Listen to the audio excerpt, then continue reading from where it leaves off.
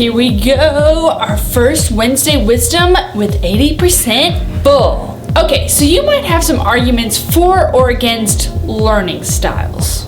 Learning styles is this theory that if you use one of these different channels to take in information or to learn, then you're actually going to retain the information a lot better. So what are learning styles, or what are the different learning styles? Well, let me share with you what they are. Visual or spatial, so you prefer using pictures and images to take in information, maybe some graphs. You could be auditory, so you like to take in sounds like music or instruments. You could be verbal, so you like to use speech or you like words on the paper. It can be physical or kinesthetic, so you like to move and touch and feel what's going on and what you're trying to learn. Logical or mathematical, not necessarily numbers, but systems and reasoning and, well, logic. Social or interpersonal, where you like to learn in group settings. Solitary or interpersonal means you really just prefer to be on your own and doing whatever other study methods to make sure that you retain the information. Well, regardless, whatever you believe about learning styles, here's kind of what it boils down to. You have to perceive that there's meaning to the material that you're trying to learn, but also that you've had personal experience with that material. So that's where the habits come in, because to create our best chance of influence and or change our behavior, we want to create a personal experience with that habit, but we also want to prescribe meaning, so that's kind of why you've been reflecting on the lessons. Even if you haven't been reflecting on your lessons, that's totally fine, but you probably have noticed that I've been asking you questions that force you to reflect on the personal experiences that you are having. One, so that we can gain wisdom from that situation, but two, so that it becomes more tangible for you, that you actually retain that information or that personal experience that you had. Okay, but here's what it would look like to use our learning style. So let's take, for example, if I asked you to eat slowly.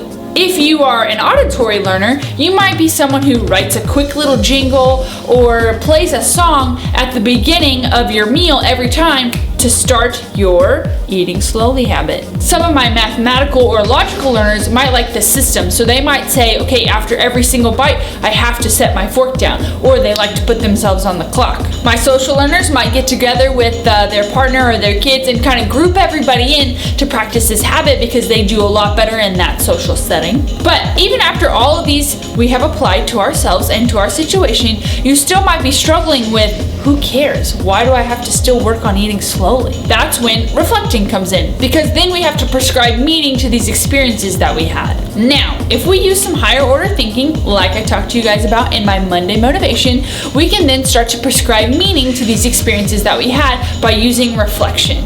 Some of these questions might include, what did they ask me to do? What role does this play in the bigger picture? Have I done something like this before? When could I have used this? Could I use this in the future? Okay, so what does learning styles even have to do with eating till 80% full or eating slowly or anything that we're doing this year? This is what I want to give you your best chance at making change, long-term change. And in order to do that, we want to use as many tools as we can. And so in that, learning styles lets you retain the information that we've been trying to learn, but also gives you personal experience with that material, with our habits, so that it is ingrained in our brain and we create new habits. Not only that, but you should every day be practicing that habit, even if but for 5 minutes, so that you then have personal experience to dissect later in your reflections.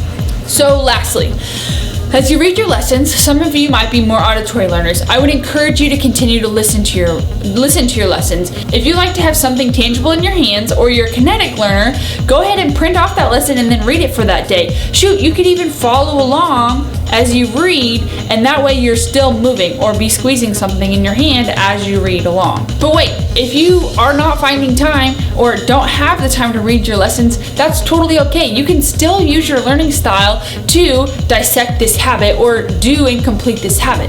For example, 80% full might look like you, every time you put your fork down, because that's how you practice eating slowly, you move it slowly up the side of your plate, and then when you hit 80% of your plate, you know you're done. If you're an interpersonal learner and you like to kind of just be by yourself, you might write down how you're feeling during your meal, write down the hour after or an hour before, even in the middle of your meal, writing down what you're feeling like, what you're seeing, what you're experiencing, that sort of thing, so that then you truly soak in what that is like for you as an interpersonal learner. Now, this isn't all to say that learning styles is the way to go. There's a lot of ways that you could cut the pie. So I just want to give you guys some more tools appealing to your learning style so that you would be able to digest this information a lot better, retain the information a lot better, and again, give yourself your best shot at change. That's all I have for you guys this week on Wednesday Wisdom. If you want some more information about learning styles and how you can apply it or brainstorm some ideas with me, go ahead and hit me up, set up a coaching call, and we will get that started. Hey, I hope you guys have a great week and enjoy 80% Full.